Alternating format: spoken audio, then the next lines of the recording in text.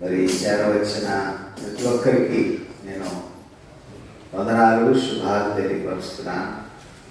దేవుని యొక్క అత్యంత కృపలో ఈ అడ్వెంట్ కాలంలో 3వ ఆదివారం బట్టి మనం దేవునికి వందనస్తులమై ఉన్నాం. యోసేపునకు శుభవర్తమానము, భయము గుప్పిట్లో నుండి విడుదల. ఈ ధ్యానాంశమును ఈ దినము మన కొరకు ఏర్పాటు చేయడం జరిగింది. క్రిస్మస్లో మనము ధ్యానం చేసేటటువంటి ధ్యాన పాఠాల్లో యోసేపు మనకు ప్రముఖమైనటువంటి వ్యక్తిగా కనిపించడం గమనార్హం. వివిధమైనటువంటి ఆలోచనలు, భయంతో నింపబడినటువంటి వ్యక్తిగా మనము యోసేపును జ్ఞాపకం చేసుకుంటూ ఉన్నాం. భయము గుప్పిట్లో అంటే అవమానము, భవిష్యత్తును గురించినటువంటి ఆలోచన, మరియను కోల్పోతాననేటటువంటి ఒక దిగులు, ఇవన్నీ యోసేపు హృదయంలో కలిగినటువంటి ఆలోచనలుగా మనము ఆలోచన చేయవలసినటువంటి వారమై ఉన్నాం. 4 పాఠ్య భాగాలు చదవగా విన్నాం. యెహోషువ గ్రంథం 1వ అధ్యాయం 1 నుంచి 9 వచనాలు, 1 యోహాను పత్రిక 4వ అధ్యాయం 13 నుంచి 20 వరకు 2వ పాఠంగా, మత్తయి సువార్త 1వ అధ్యాయం 18 నుంచి 25 వరకు సువార్త పాఠముగా, తిరిగి 27వ దావీదు కీర్తన ఉత్తర ప్రత్యుత్తరంగా, ఈ 4 పాఠ్య భాగాల నుండి మనము కొద్ది నిమిషాలు దేవుని యొక్క మాటలు మనము జ్ఞాపకం చేసుకుందాం. మత్తయి సువార్త 1వ అధ్యాయం 18 నుంచి 25 వరకు చూడగలిగినట్లయితే, భయం మధ్యలో దేవుని యొక్క సందేశం అన్నట్లుగా మనము ఆలోచన చేయవలసినటువంటి వారమై ఉన్నాం. యోసేపు నిశ్శబ్దంగా భయంతో పోరాడుతున్నాడు. దేవుడు ముందుగా అతని హృదయాన్ని ఉద్దేశించి దూత ద్వారా దేవుడు యోసేపుతో మాట్లాడబోతా ఉన్నాడు. అంటే ఈ భాగంలో మనం గమనిస్తే దేవుడి ద్వారా సందేశం వచ్చింది. అంటే దూత ద్వారా యోసేపునకు సందేశం వచ్చింది. మరి దేవుని యొక్క సమాధానాన్ని యోసేపు ఏ విధంగా స్వీకరించగలడు అనేటటువంటి ఆలోచన మన ముందు ఉన్నటువంటి పరిణామాల్లో మనము గమనించాలి. ఒక్కొక్కరిని ఏ విధంగా పురికొల్పటం అనేటటువంటి విషయాన్ని మనము చూడగలిగినట్లయితే, ఇది ఒక విధంగా భయం గుప్పిట్లో, భయాందోళన కలిగినటువంటి విషయంలో గుప్పిట్లో మరి ఏ విధమైనటువంటి ఆలోచనలు కలిగి ఉండే విధానమును మనము చూడగలము అని మనం గమనించగలిగినట్లయితే, యేసుక్రీస్తు ప్రభువారి యొక్క జననము ఒక ప్రత్యేకమైనటువంటి జననముగా మనము పరిశుద్ధ గ్రంథంలో గమనించగలం. ఎందుకంటే మరియా అనేటటువంటి కన్యకు యోసేపు అనే పురుషునితో ప్రదానం చేయబడినట్లుగా 1వ అధ్యాయం 18వ వచనంలో మనం మత్తయి సువార్తలో చూస్తా ఉన్నాం. వారిద్దరు ఏకము కాకమునకు మరియా పరిశుద్ధాత్మ వలన గర్భవతిగా అయినట్లుగా కూడా మనం చూస్తా ఉన్నాం. అయితే 19వ వచనంలోకి వస్తే, యోసేపు ఆమెను రహస్యముగా విడనాడాలని ఉద్దేశించాను. అంటే యూదుల వివాహంలో 3 రకాలైనటువంటి దశలు మనం ఇక్కడ జ్ఞాపకం చేసుకోవాలి. ఒకటి నిశ్చితార్థం, రెండవది ప్రధానం, మూడవది వివాహం.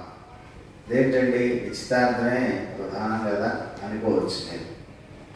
ఈ నిశ్చితార్థంలో వధువులు ఇరువురు చిన్న వయసులో ఉండగానే కొన్నిసార్లు నిశ్చితార్థం యోధా సాంప్రదాయం ప్రకారంగా జరుగుతుంది. అది 5 సంవత్సరాలు కావచ్చు, 10 సంవత్సరాలు కావచ్చు. పుట్టిన తర్వాత వారి కన్ఫర్మేషన్ ఏమిటంటే, మీ అమ్మాయిని మా అబ్బాయికి నిశ్చితార్థం చేసుకుంటాం. అంటే నిశ్చితార్థం అయిన తర్వాత కొన్ని సంవత్సరాలు వారు ప్రధానాన్ని గ్యాప్ ఉండొచ్చు. మరలా ప్రధానమైన తర్వాత కూడా 1 సంవత్సరం ఇంకా ఎక్కువ కాలం కూడా గ్యాప్ ఉండొచ్చు. మన ప్రాంతంలో ఉన్నటువంటి ఆనవాయితీలు, ఆనాటి విధానాల్లో ఉన్నటువంటి పరిస్థితులు ఒకేలాగా ఉండవు. మనం ఏం చేస్తాం?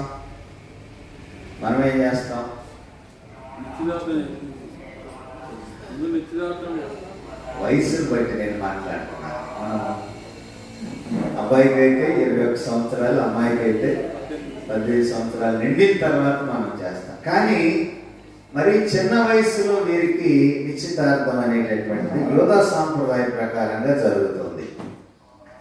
కాబట్టి ఈ వేరియేషన్ అంటే వాళ్ళకి ఒక మెచ్యూరిటీ లేనటువంటి స్థితిలో కూడా నిశ్చితార్థాలు జరిగించుకొనవచ్చు యోధా సాంప్రదాయ ప్రకారం. కాబట్టి మరి వధువులు లేకపోయినప్పటికీ ఇది జరుగుతుంది. అది మనం గుర్తించాలి. మనకు ఎలా ఉంటుంది చెప్పండి. మరి నేనేం కొత్తగా మిమ్మల్ని అడగట్లే. నిశ్చితార్థమై పెళ్లిలాగా అయిపోతుంది మనది, కాదంటారా? అసలు యాక్చువల్గా బైబిల్ ప్రకారంగా, యోధా సాంప్రదాయం ప్రకారంగా అబ్బాయి అమ్మాయి దగ్గరికి వెళ్ళకూడదు. ఎవరు వెళ్ళాలి? అసలు రాకూడదండి. ఎవరెవరి దగ్గరికి కూడా రాకూడదు. అబ్బాయి తల్లిదండ్రులు అమ్మాయి దగ్గరికి వెళ్ళి బంగారు వస్తువులు పెట్టి నిశ్చితార్థం చేసుకోవాలి బైబిల్ ప్రకారంగా. ఎవరు ఎక్కడికి వెళ్ళాల్సిన పని లేదు. అంటే ఆ సాంప్రదాయము ఇది ఎక్కడుంది? యూదుల్లో ఉంది. మనము అబ్రహాం కుమారుడైనటువంటి యోసేపు యొక్క పెళ్లిని చూస్తాం. ఆదికాండంలో ఎలా జరుగుతుంది? ఎవరు వెళ్ళారు? ఎలియాజరు వెళ్ళాడు. పెద్ద దాసుడు అయినటువంటి ఎలియాజరు వెళ్ళి ఏం చేశాడు? అది ఇప్పుడు మన నిశ్చితార్థానికి దానికి కంపారిజన్ చూడండి. మన నిశ్చితార్థం యాక్చువల్గా ఒక పెళ్లి అయిపోయినట్టే. ఉంగరాలు మార్చుకుంటాం, దండలు వేసుకుంటాం, భోజనాల కార్యక్రమం, అంటే ఒక మినీ ఒక చిన్నపాటి వివాహము జరిగినట్లుగా మన సాంప్రదాయాలు నేటి దినాల్లో జరుగుతున్న విధానాన్ని మనం చూస్తూ ఉన్నాం. కానీ తల్లిదండ్రుల వల్ల కానీ మధ్యవర్తుల వల్ల కానీ ఇది ఏర్పడుతుంది. కానీ వధూవరులిద్దరూ ఈ నిశ్చితార్థ కార్యక్రమంలో ఉండరు. అమ్మాయి దగ్గరికి అబ్బాయి తల్లిదండ్రులు వెళ్ళి బంగారు వస్తువులు పెట్టి అమ్మాయిని నిశ్చితార్థం చేసుకున్న తర్వాత ప్రధాన కార్యక్రమం జరుగుతుంది. ఈ ప్రధాన కార్యక్రమం కూడా పెళ్లికి ముందు రోజు జరగటం కాదు. పెళ్లి జరగక ముందు 1 సంవత్సరం కావచ్చు, 2 సంవత్సరాలు కూడా కావచ్చు, గ్యాప్ ఉంటుంది. ఇప్పుడు బైబిల్ ప్రకారంగా మనము ఆలోచన చేస్తున్నప్పుడు మరి మరియతో ప్రధానము చూడండి 18 వచ్చిన ఒకసారి మనం చదువుదాం.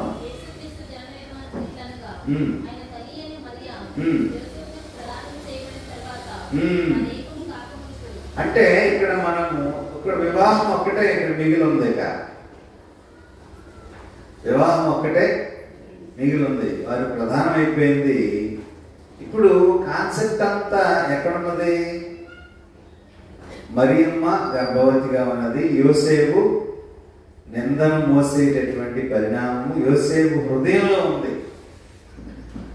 ఇది మనం ఇక్కడ నిశ్చితార్థంలో చేసినటువంటి కార్యక్రమం. మరి ప్రధానం కూడా స్థిరపరచబడినటువంటి పరిస్థితిలో వరుడికి కానీ వివాహం లేకపోతే, ఇష్టం లేకపోతే తెగతెంపులు కూడా చేసుకోవచ్చు అనేటటువంటి విధానం ఆనాటి సాంప్రదాయాల్లో ఉంది. అంటే ప్రధానమైన తర్వాత కూడా వారు నాకు ఇష్టం లేదని పెళ్లిని క్యాన్సిల్ చేసుకోవచ్చు.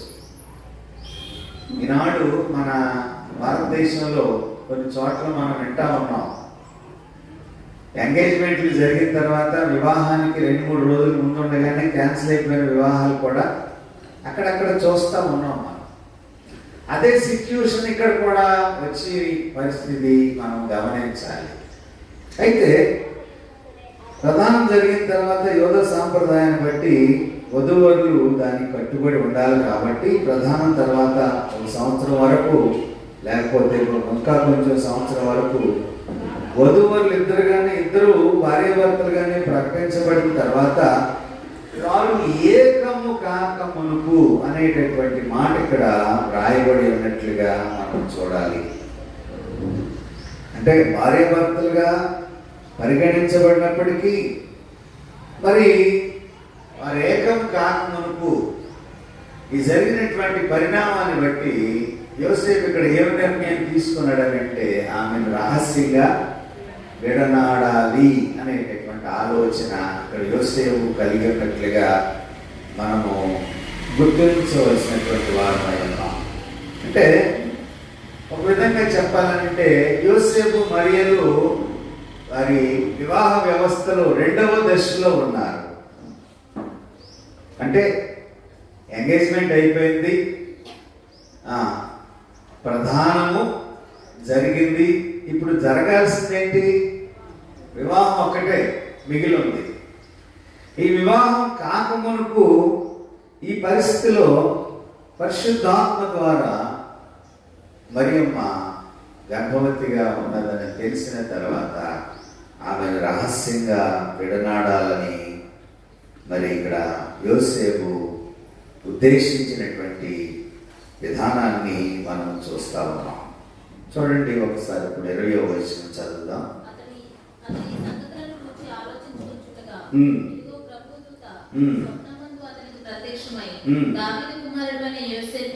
నీ భార్యను మరియు చేర్చుకునేందుకు భయపడకు. ఆమె గర్భము ధరించినది పరిశుద్ధాత్మ వలన కలిగినది. ఆమె యొక్క కుమారుని కన్ను తన ప్రజలను వారి పాపముల నుండి ఆయనే రక్షించును కనుక ఆయనకు యేసు అని పేరు పెట్టుదువనెను. అయితే ఇక్కడ మనము గమనించగలిగినట్లయితే దేవుని దూత ద్వారా పరిశుద్ధాత్మ వలన గర్భం ధరించినది చెప్పబడిన తర్వాత ఆమె యొక్క కుమారుని కన్ను తన ప్రజలను వారి పాపం నుండి ఆయనే రక్షించును కనుక ఆయనకి యేసు అని పేరు పెట్టబడును. యేసు అని పేరు నాకు గ్రీకు భాషలో భాషాంతరమున ఏమని అర్థం?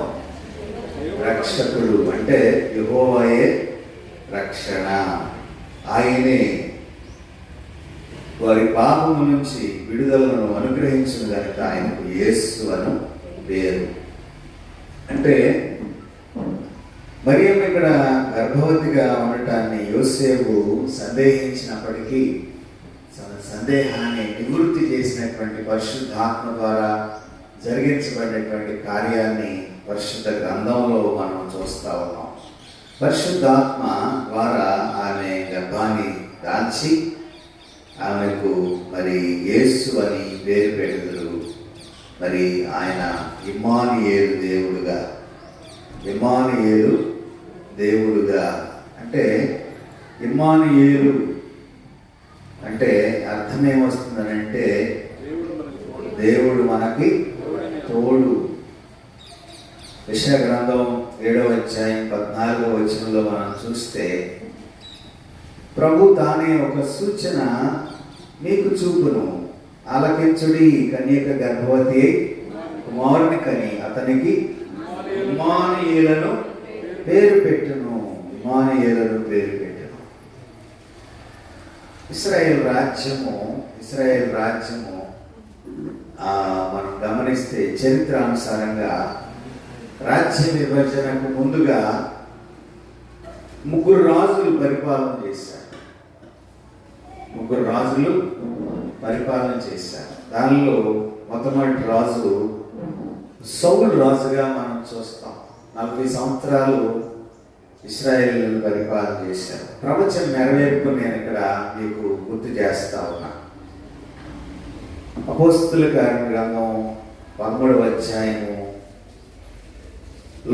మనము ఈ విషయాన్ని చూస్తున్నాం.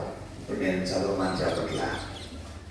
తర్వాత దావీదు పరిపాలన చేశాడు. అతను కూడా 40 సంవత్సరాలు ఇశ్రాయేలు పరిపాలన చేశాడు. 2వ సమూయేలు గ్రంథం 5వ అధ్యాయంలో మనం చూస్తా ఉన్నాం.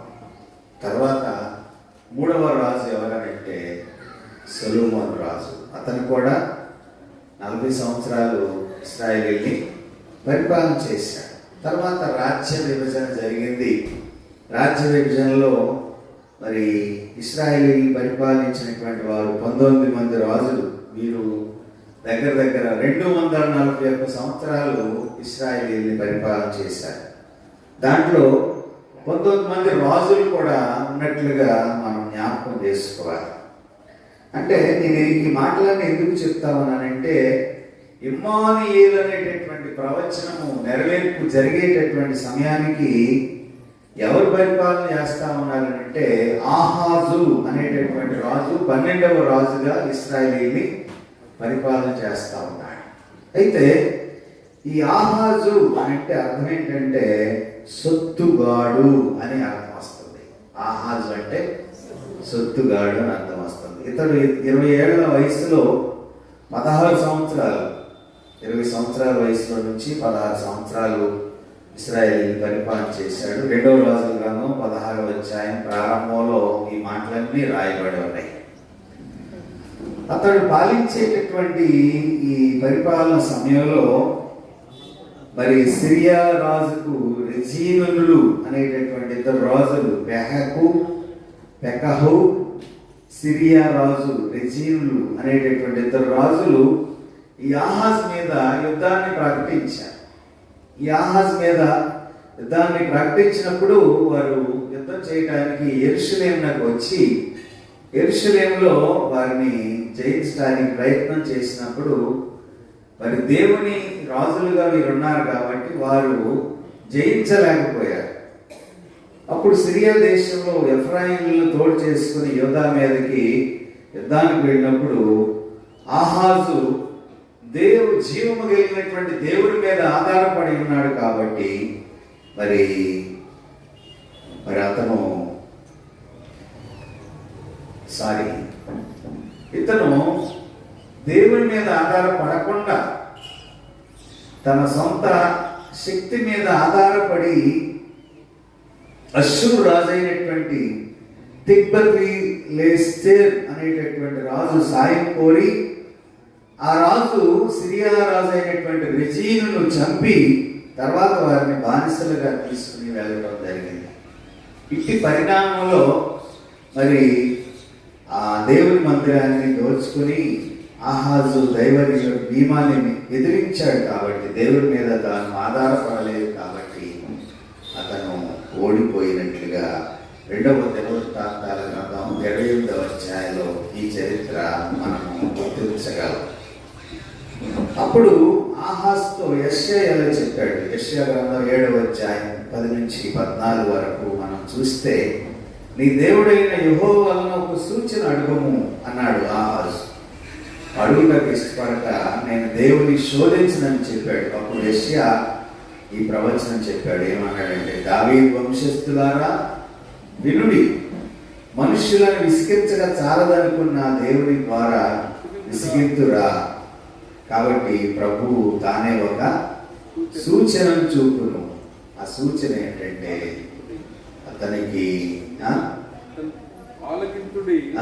కన్యక గర్భవతి కుమారుని కని అతనికి ఇమ్మానుయేలును పేరు పెట్టబడును. అంటే ఈ ప్రవచనం ఎక్కడ నెరవేరింది?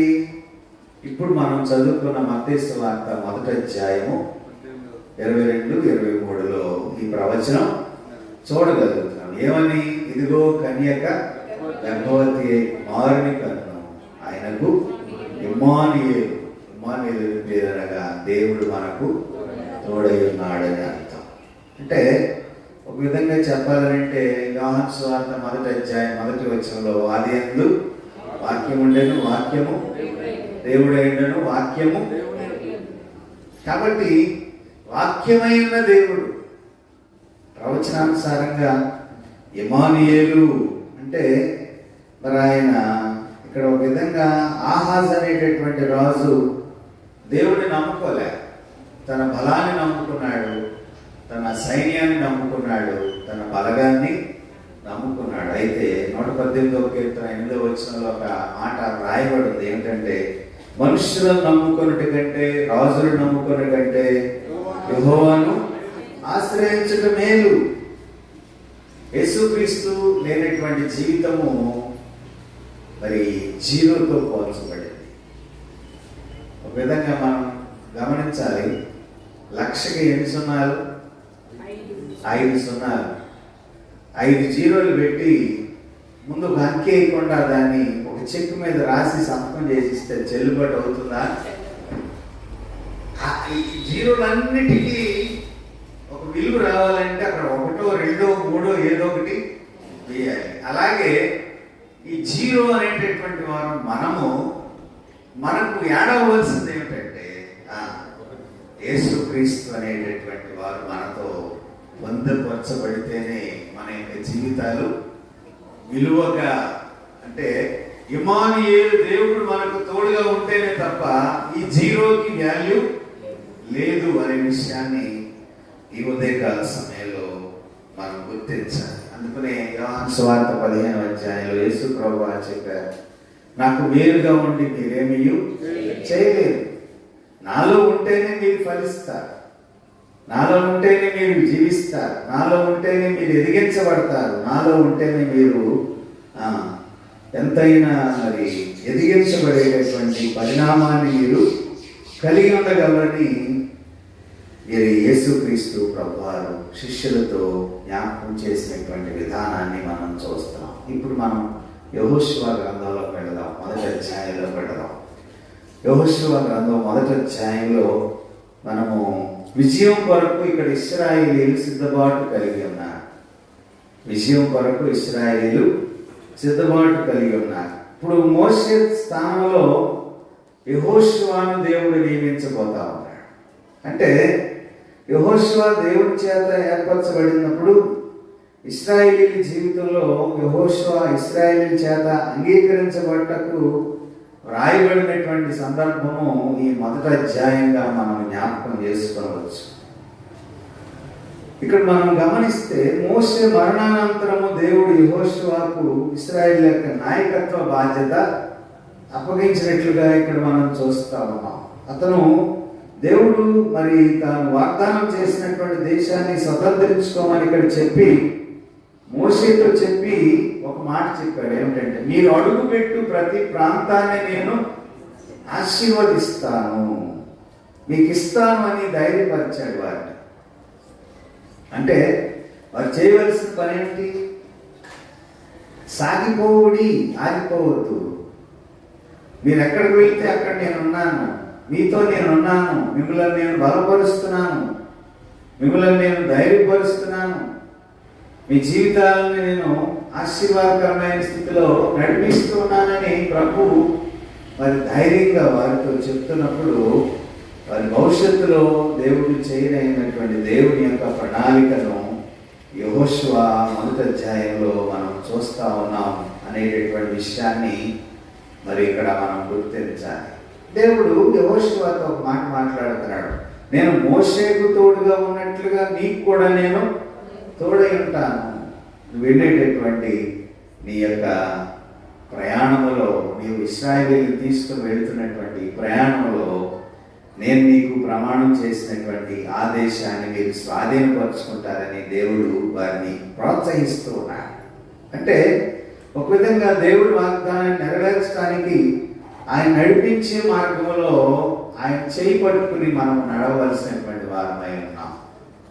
దేవుడు మనల్ని నడిపిస్తున్నాడని చెప్తున్నప్పుడు మనం ఏం చేయాలి? ఆయన చేయిని విడవక ఆయన పట్టుకుని మనం నడవాలి. అంటే ఇక్కడ మనం గుర్తుంచుకోవలసినటువంటి విషయం ఏంటంటే ఇశ్రాయేలీలు దేవుని యొక్క కట్టడలకు లోబడి నడవాలి, దేవునితో నడవాలి, దేవుని యొక్క ప్రణాళికను తృణీకరించకుండా వారు నడవలసినటువంటి వారై ఉన్నారు అనేటటువంటి విషయాన్ని, అంటే ఇక్కడ దేవుని యొక్క వాక్యాన్ని శ్రద్ధగా చదివి మరి దేవుడు వారికి తోడుగా ఉండాలని యెహోషువ ఇక్కడ వారికి ఆజ్ఞాపిస్తూ ఉన్నాడు. అంతేకాకుండా వాగ్దాన దేశము నడిపించబడాలంటే వారికి అడ్డంగా ఉన్నటువంటి యొర్దాను నదిని దాటి ముందుకు వెళ్ళవలసినటువంటి వారై ఉన్నారు.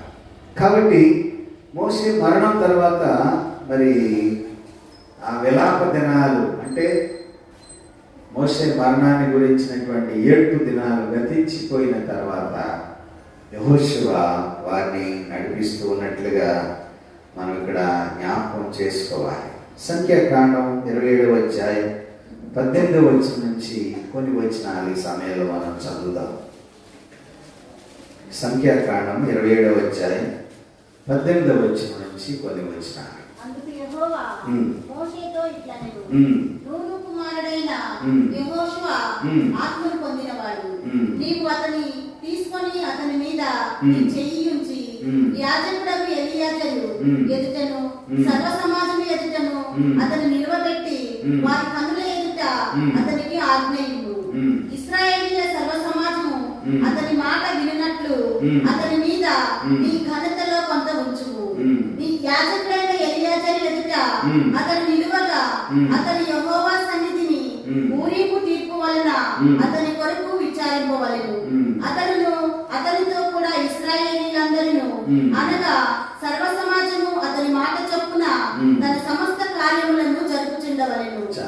ఇక్కడ మనం గమనిస్తే మోషే ఇప్పటికి ఎన్ని సంవత్సరాలు నడిపించాడండి?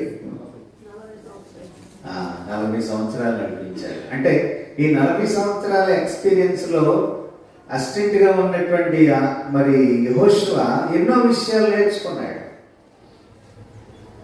డిసైపుల్షిప్ అంటే యేసుక్రీస్తు ప్రభువారి శిష్యుల్ని ఏ విధంగా 3.5 సంవత్సరాలు నడిపించాడో ఇక్కడ యెహోషువ కూడా మోషేకి అసిస్టెంట్ గా ఉండి ఎన్నో విషయాలు దగ్గరగా చూచాడు, నేర్చుకున్నాడు.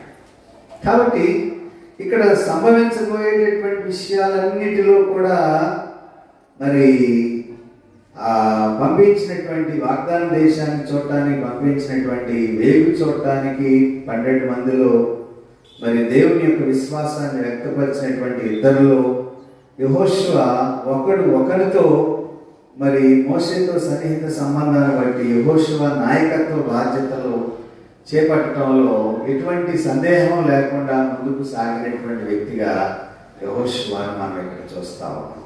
అంటే 12 మంది ముందుగా వెళ్ళారు వేగువారు చూడటానికి. దానిలో ఇద్దరుగా ఉన్నటువంటి వారు వచ్చి మోషేకు తెలియపరిచారు.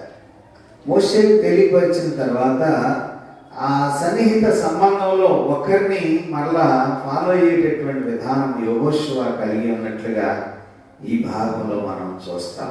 అంతేకాకుండా మరి బాధ్యతలు చేపట్టిన తర్వాత ఆ పరిపాలన సౌలభ్యం కొరకు ఏం చేస్తా ఉన్నాడనంటే మంచి మనస్సుతో వారిని నడిపించడానికి యెహోషువ ఇక్కడ ప్రయత్నం చేస్తా ఉన్నాడు. అంతేకాకుండా మరి సుమారుగా మన భాషలో చెప్పాలనంటే మిలియన్లతో పోలిక చేసుకుంటే 2 మిలియన్ల ప్రజలు ఇక్కడ యెహోషువ నడిపించవలసిన బాధ్యత కలిగినట్లుగా మనం గుర్తించాలి. అంటే దేవుని సహాయము, దేవుని యొక్క తోడ్పాటు లేకుండా ఎంతమందిని యెహోషువ నడిపించాలనంటే అది సాధ్యం కాని పని. ఒక 50 మందిని 100 మందిని మనం లీడర్షిప్ లో నడిపించాలంటే మనకు చాలా కష్టమైపోతుంది. ఎందుకంటే రకరకాలైనటువంటి అభిప్రాయాలు, భేదాలు, వాళ్ళ గొడవలు జరుగుతున్నప్పుడు ఆ లీడర్షిప్ లో కొన్నిసార్లు వైషమ్యాలు కలుగుతూ ఉంటాయి. కానీ ఇన్ని లక్షల మందిని నడిపించాలనంటే మోషేకు ఎవరి తోడ్పాటు కావాలంటే దేవుని తోడ్పాటు కావాలి. అక్కడ యోసేపుకు ఏ విధంగా భయం కలిగినప్పుడు పరిశుద్ధాత్మ ద్వారా దేవుని తోడ్పాటులో మరి బలపరచబడ్డాడు. ఇక్కడ యెహోషువ జీవితంలో కూడా దేవుడు ఆయన ఆత్మ ద్వారా యెహోషువను ఇశ్రాయేలీయులను నడిపించడానికి దేవుని యొక్క కృప తోడై ఉన్నట్లుగా మనం గుర్తించవలసినటువంటి వారమై ఉన్నాం.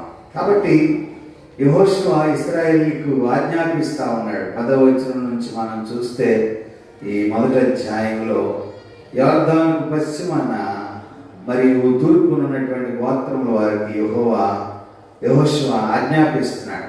ఏమని ఆజ్ఞాపిస్తున్నాడు అని అంటే అక్కడ వారందరూ 3 దినాల్లోగా యొర్దాను దాటాలని, దేవుడు మీకు ఇచ్చే దేశంలో మరి మనం వాగ్దాన భూమికి వెళుతున్నాం కాబట్టి ఆ వాగ్దాన భూమిలోకి మనం అందరం నడిపించబడాలనేటటువంటి విషయాన్ని కూడా ఇక్కడ తెలియచెప్తూ ఉన్నట్లుగా మనం అందరము గమనించవలసినటువంటి వారమై ఉన్నాం. 1 యోహాను పత్రిక 5వ అధ్యాయం మనం చదువుకున్నాం. 1 యోహాను పత్రికలో మనము నేర్చుకునేటటువంటి సత్యం ఏమైనదనంటే, ఈ 4వ అధ్యాయంలో క్రీస్తు యేసు మనలను ఏ విధంగా ప్రేమించాడో మనము కూడా ఇతరులను ఆ విధంగా ప్రేమించబద్దులమై ఉన్నాం. ప్రేమను గురించి మరి ఇక్కడ యోహాను భక్తుడు జ్ఞాపకం చేస్తూ ఉన్నాడు. అంటే మనం ఇక్కడ గమనిస్తే 4వ అధ్యాయం 7వ వచనంలో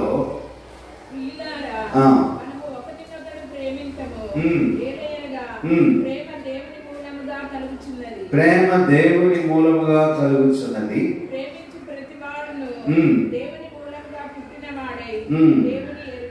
చాలా ప్రేమ దేవుని మూలముగా కలుగుచున్నది. లోకంలో చాలా రకాలైనటువంటి ప్రేమలు మనం చూస్తా ఉన్నాం. కుటుంబాల్లో తల్లిదండ్రుల ప్రేమ, అన్నదమ్ముల ప్రేమ, అక్క చెల్లెల ప్రేమ, బంధుమిత్రాల ప్రేమ, రక్త సంబంధికుల ప్రేమ, మరి ఇవన్నీ లోకంలో సహజమే. అన్నదమ్ముల ప్రేమ, అక్క చెల్లెల ప్రేమ, ఈ ప్రేమలన్నీ నేటి దినాల్లో అణగారిపోయినాయి, లేకపోతే ప్రేమలు తగ్గిపోయినాయి. కానీ యేసుక్రీస్తు ప్రభువారు మనం ప్రేమించినటువంటి ప్రేమ, దాన్ని గ్రీకు పదంలో ఏమన్నారంటే అగపే అన్నారు. అంటే మన దగ్గర నుంచి ఏమి ఆశించకుండానే ఆయన మనలను ప్రేమించాడు. మనం యోహాను సువార్త 3వ అధ్యాయం 16వ వచనంలో చాలా సందర్భాల్లో జ్ఞాపకం చేసుకుంటాం. దేవుడు లోకమును ఎంతో ప్రేమించాడు. ఎంతగా ప్రేమించాడనంటే ఆయన ప్రియ కుమారుని ఇచ్చినంతగా ప్రేమించాడు. ఒక చిన్న ఇలస్ట్రేషన్ మనకి అందరూ తెలిసిందే. ఏంటంటే, మరి తమ్ముడు పెడత్రోవని పడినప్పుడు అన్న చాలాసార్లు ప్రయత్నం చేస్తాడు. ఎంత ప్రయత్నం చేసినా తమ్ముడు తన చెడు మార్గంలో అవలంబించకుండా, అది విడిచిపెట్టకుండా నడుస్తూ ఉంటాడు. ఇలా నడిచి కొంతకాలానికి తన ఒక నరహంతుడుగా మారిపోతాడు తమ్ముడు. నరహంతకుడుగా మారి, తాను దొంగగా మారి, రోడ్లో మరి బాటసారులను దోచుకుని దొంగతనాలు చేసేటటువంటి మార్గంలోకి వెళ్ళిపోతాడు.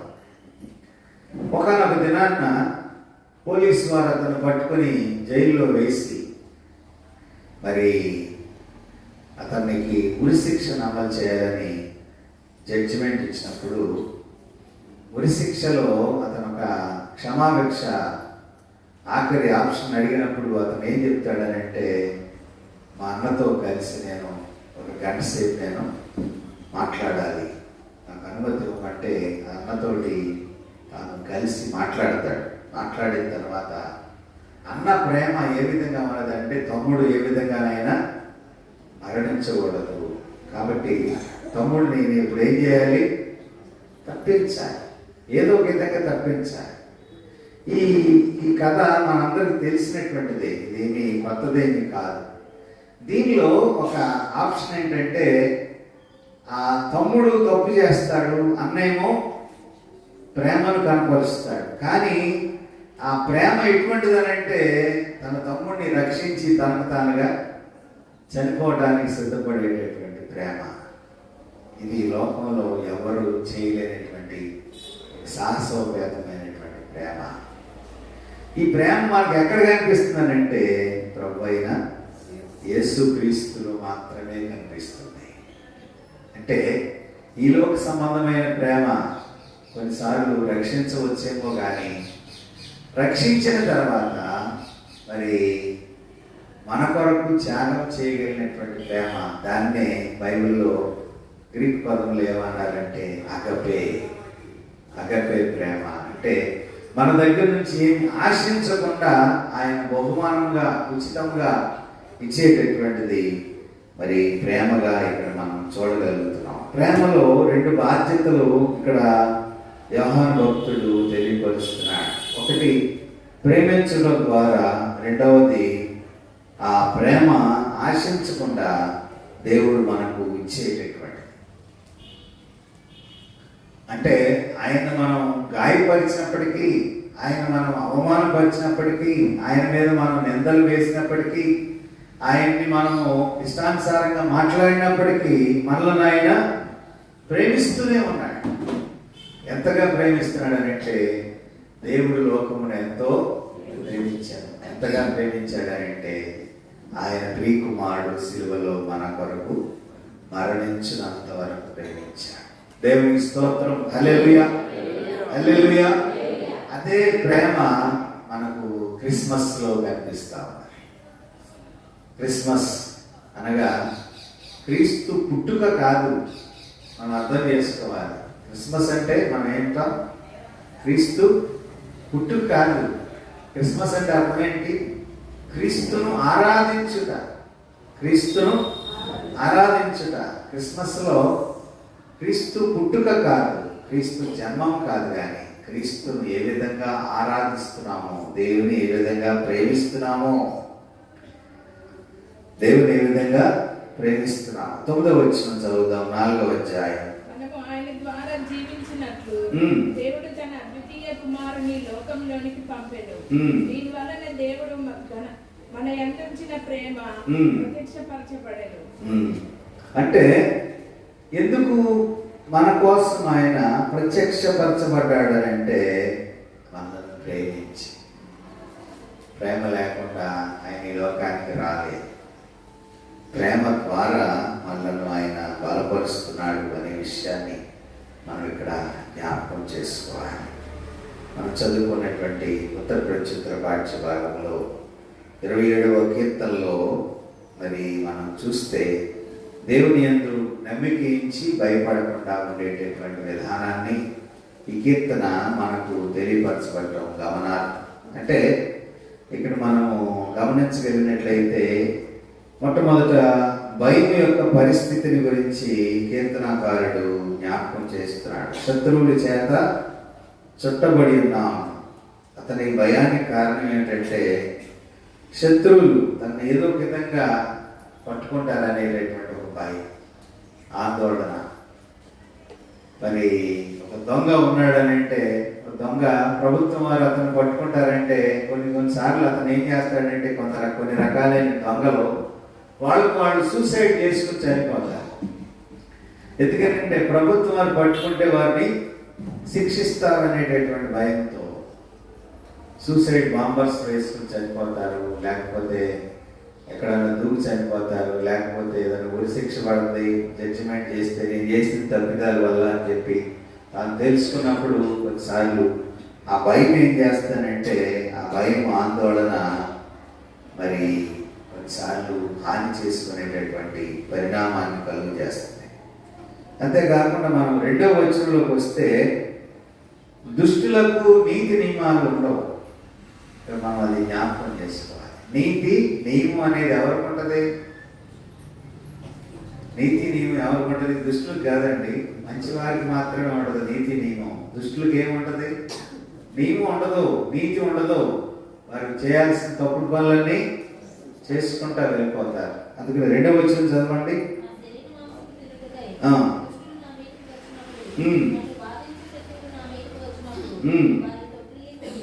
అంటే బాధించేటటువంటి శత్రువులు ఏం చేస్తారనంటే వారు దుష్టత్వంలో నడిపించబడేటటువంటి ఆలోచన విధానాన్ని కలిగి ఉంటారు. దుష్టులకి నియమాలు నిష్ఠలు ఏముండవు. చేయకూడని పనులన్నీ చేస్తారు, అపరాధాలు చేస్తారు, తప్పిదాలు చేస్తారు. కాబట్టి ఇక్కడ బాధించేటటువంటి శత్రువులు ఎవరనంటే దుష్టత్వంలో ఉన్నటువంటి వారు. అంతేకాకుండా దావీదు రాజు మరి తన చుట్టూ సైన్యం ఉంది, రాజ్యం ఉంది, అంతేకాకుండా మంచి పేరు ప్రతిష్టలు ఉన్నాయి. కానీ తనను బాధించేటటువంటి శత్రువులు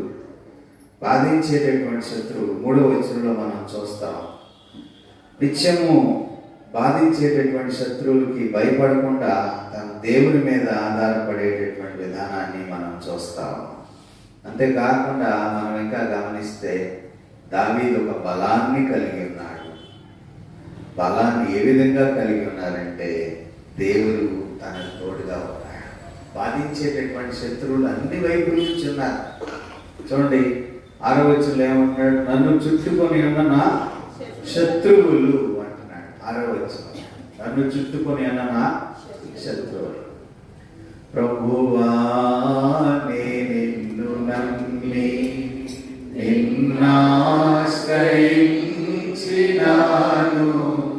నరులేమి చేయగలరు, భయమే లేదు నాకు. ప్రభువా నిన్ను నమ్మి నిన్నాశ్రయించినాను, నరులేమి చేయగలరు, భయమే లేదు నాకు. నన్నాదుకొంటి నీవు, నన్నాదరించినావు, కొన్నావు నీవు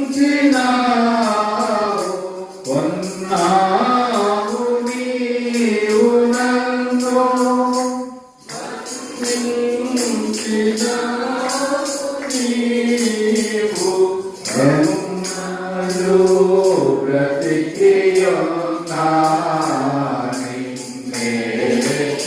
సేవింతు దేవా, ఎన్నాళ్ళు బ్రతికియున్నాని సేవింతు దేవా. ప్రభువా నిన్ను నమ్మి నిన్నాశ్రయించినాను, నరులేమి చేయగలరు, భయమే లేదు నాకు. ఈ వచ్చిన భావం చూడండి చాలా విచిత్రంగా కనిపిస్తుంది. ఏమన్నాడు? నన్ను ఆదుకొంటి నీవు, నన్ను ఆదరించినావు, కొన్నావు నీవు నన్ను, మన్నించినావు నీవు, ఎన్నాళ్ళు బ్రతికి ఉన్నా నిన్నే సేవించుదేవా. చూడండి, ఆదరించాడు, ధైర్యపరిచాడు, ఓదార్చాడు, నెమ్మదినిచ్చాడు. జీవించినటువంటి కాలంలో నాతో నడిచాడు ఇమ్మానుయేలు దేవుడుగా. కొన్నావు నీవు నన్ను, దేంతో కొన్నావు? నీ రక్తాన్ని నాకు ఇచ్చి నన్ను కొన్నావు, నీ వెలను నా కొరకు చెల్లించావు, పాపినైనటువంటి నన్ను నీవు ప్రేమించావు. కాబట్టి ఇక్కడ దావీదు జీవితంలో కూడా భయము కలిగినప్పుడు మరి తను ధైర్యపరచబడతా ఉన్నాడు. నా శత్రువులు నన్ను చుట్టుకొని ఉన్నారు, ఈ చుట్టబడినటువంటి శత్రువుల మధ్య నుంచి నన్ను విడిపించు ప్రభు అని దేవునికి మొరపెడతా ఉన్నాడు. ఆ మొరలో దేవుడు అతని పక్షంగా విజయాన్ని మరి అనుగ్రహిస్తున్నట్లుగా మనం ఇక్కడ జ్ఞాపకము చేసుకోవలసినటువంటి వారమే. ఆ విజయం ఎటువంటిది అని అంటే చూడండి, ఇక్కడ ఆపత్కాలమందు ఆయన నన్ను పర్ణశాలలో నన్ను దాచును, 5వ వచనంలో తన గుడారపు మాట నన్ను దాచును. భయపడకుండా మరి ఆయన నన్ను దాస్తాడు, ఆయన ప్రసన్నతలో నన్ను నడిపిస్తాడు. అంతేకాకుండా ఆయన నన్ను ఏ విధంగా నడిపిస్తాడనంటే ఆయన నన్ను తన పర్ణశాలలో దాస్తాడు. దాచేటటువంటి ఒక అనుభవాన్ని ఇక్కడ దావీదునకు దేవుడు ఇస్తా ఉన్నాడు. చూడండి, తర్వాత చూస్తే మనకి యెహోవా కొరకు కనిపెట్టుకొని ఉండము, ఆయన్ని హృదయంలో బలపరచు 14వ వచనంలో. మరి బలపరిచేటటువంటిది ఏమిటి అని అంటే ఆయన పరిశుద్ధాత్మ ద్వారా మనలను బలపరుస్తాడు, మన అవసరతలలో వచ్చి మనకు సహాయం చేస్తాడు. బలము యొక్క రహస్యం ఏమిటంటే దేవుని యొక్క శక్తిని గురించి కీర్తన పాడుతున్నటువంటి ధైర్యము దావీదు కలిగి ఉన్నాడు. కాబట్టి ప్రభుతో మన సంబంధం ఎలా ఉండాలి? ప్రభుతో మన సంబంధం ఎలా ఉండాలి? యోసేపు ఇక్కడ దేవునితో ఒక సంబంధం కలిగి ఉన్నాడు. ఆయన మరి కలలో చూచి మరియను విడనాడాలని అనుకున్నాడు, కానీ ఎప్పుడైతే పరిశుద్ధాత్మ ద్వారా తాను బలపరచబడ్డాడో దేవుడితో ఒక సంబంధాన్ని కలిగి ఉండి ఆమెను విడనాడనల్లక ఆమెను చేర్చుకొని యేసు ప్రభు వారి యొక్క జన్మకు ఆ మూలకారకుడుగా యోసేపు జీవితాన్ని మనం ఈ దినాన్ని జ్ఞాపకం చేసుకుంటున్నాం. ఒక విధంగా సంతోషం, మరొక విధంగా భయము, ఆందోళన. అంటే సంతోషం అంటే దేవుల్లో, భయం అనేది లోక సంబంధంగా. ఇక్కడ దావీదు జీవితంలో కూడా మనం గమనించగలిగినట్లయితే చూడండి, ఇప్పుడు 11వ వచనం చదవండి. యెహోవా, ఉమ్. నీ మార్గము నాకు బోధించు. నీ మార్గము నాకు బోధింపు, నా కొరకు పొంచిన వారిని నా కొరకు చూచి, కొంచెం వారిని చూచి సరళమైన మార్గమున సరళమైన మార్గంలో నన్ను నడిపించు. దేవునికి స్తోత్రం, హల్లెలూయా. నా కొరకు కొంచెం ఉన్నారు, కానీ నేను ఎవరిని లెక్క చేయను. ఏంటంటే నీ ఉద్దేశాన్ని నా పట్ల నీవు నెరవేర్చేటటువంటి దేవుడిగా ఉన్నావు. ఈ అడ్వెంట్ కాలంలో, ప్రభు రాక దినాల్లో కొన్ని రకాలైనటువంటి భయాలు, ఆందోళనలు మన జీవితంలో లేకపోలేదు. రకరకాలైనటువంటి భయాలన్నిటినీ తొలగించి దేవుని యొక్క రాక పరిశుద్ధాత్మ ద్వారా మన జీవితాలను వెలిగిస్తుంది. ఆ వెలిగించబడేటటువంటి వెలుగులో మన జీవితాలు ఆశీర్వాదకరంగా నడిపించగలిగేటటువంటి శక్తిని ఇక్కడ మరి దావీదు దేవునితో ఏ విధమైన సహవాసం కలిగి ఉన్నాడు, ఆ సహవాసం ద్వారా దేవుని స్తుతించడానికి తాను ఏ విధంగా సిద్ధపడి ఉన్నాడు, మన జీవితాల్లో కూడా అటువంటి ఆశీర్వాదకరమైన కృపాహస్తాన్ని తోడుగా నడిపిస్తూ ప్రభు సన్నిధికి మనం అందరం నడిపించబడేటటువంటి కృపలో ఆయన మనల్ని బలపరిచి కాచి కాపాడునుగా. తల వంచండి, ప్రార్థన చేసుకుందాం. చిన్న ప్రార్థన ఎవరైనా ప్రేరేపించబడినవారు చేయగలిగితే మరి మంచిదని నేను ఆలోచన చేస్తాను.